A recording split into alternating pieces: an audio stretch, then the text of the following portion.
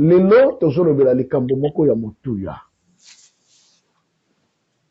Na lobeli la fois passée, Apocalypse 2, verset 17, et Apocalypse 3, verset 12, 13.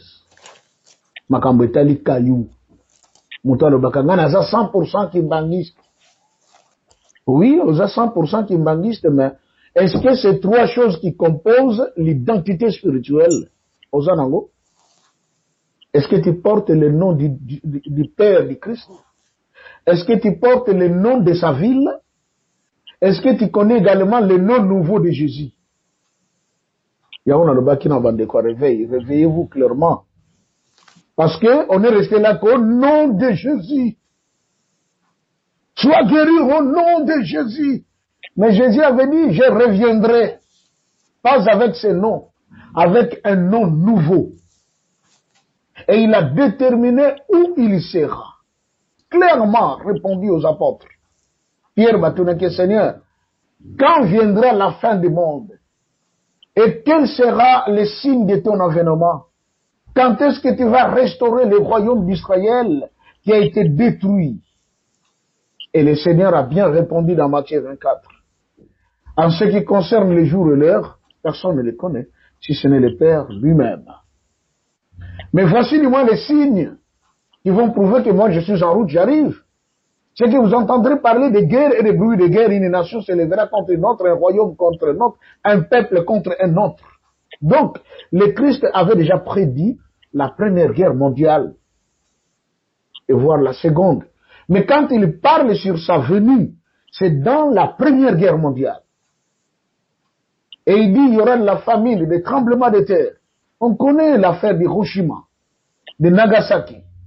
Quand ces bombes nucléaires avaient bougé le Japon, il y a eu ces tremblements de terre avec beaucoup de morts. Tout à l'heure, ou quelque temps ici, on venait d'assister à un grand tsunami en Asie. Et on a vu ce que cela avait produit.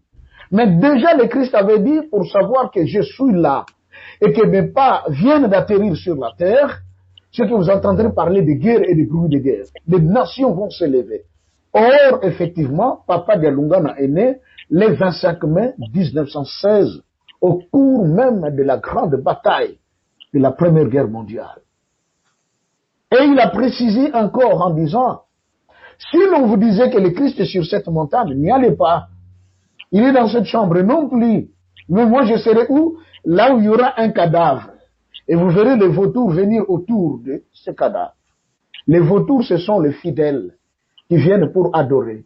Les enfants de Dieu qui ont compris que c'est ici que réside Dieu. Ils viendront pour adorer. Et je le dis, le seul endroit au monde où on trouve le corps d'un individu qui n'a pas été embaumé et qui ne pourrit jamais jusqu'aujourd'hui, dont sur sa tête les cheveux poussent, ses ongles poussent, on le nettoie, on change bien ses habits. Cet endroit, c'est Nkamba, Nouvelle-Jérusalem, où se trouve Papa Simon Kimbangu. Je parlais également de la différence qui existe entre Papa Simon Kimbangu et le prêtre qu'on appelait Padre Pio en Italie. Lui aussi, il est né un certain 25 mai. Mais Padre Pio, quand il est mort, on l'a enterré là où il y a les ossuaires dans la basilique, je crois, Saint-Pierre, il y a un truc là, un tunnel, je vis une fois. On a dit qu'il s'est passé de temps que son corps ne connaissait pas de putréfaction. Alors eux-mêmes, j'étais étonné. Et Padre Pio également avait des stigmates dans ses mains, et dans ses pieds, et aussi sur sa tête. Et il a fait beaucoup de miracles. Mais la chose étonnante, du moins, Dieu pour qu'il reste Dieu, c'est que le visage de Padre Pio était totalement déformé et détruit. C'est comme ça qu'on est allé lui faire le masque de cire en Allemagne, qu'on est venu et posé sur sa tête. Donc, voilà la différence. Mais quant à Papa Simon Kimbangu, je l'ai dit, son visage reste le même. Ceux qui disent qu'en Kamba, il n'y a rien. D'ailleurs, le corps qui est là, ce n'est pas le corps de Simon Kimbangu. Moi, je dis, c'est faux, parce que de mes yeux, je le vis. Un œil fermé et l'autre ouvert. Un monsieur robuste, bien installé dans son cercueil. Et quand vous le regardez, c'est comme quelqu'un qui est en train de dormir. Tata Simon Kimbangu. Moi, je ne l'ai pas touché. La Benkunga a eu le privilège d'aller toucher sa main, il a senti la pulsation. Mais moi, je l'ai juste regardé, il y avait cette vitre qui est au-dessus, Et j'ai bien vu le monsieur dans son cercueil.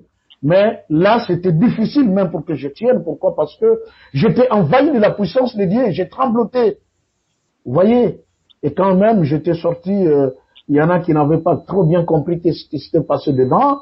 Bah, le porté, bah, le dit, ah, pasteur a réveillé, oyo, aïe, papa, voilà maintenant ce qui lui est arrivé. Or non, j'étais simplement rempli de sa puissance. Et c'est cette puissance qui a fait que j'aie la petite connaissance que je vous transmets aujourd'hui. Donc voilà, nous allons entamer la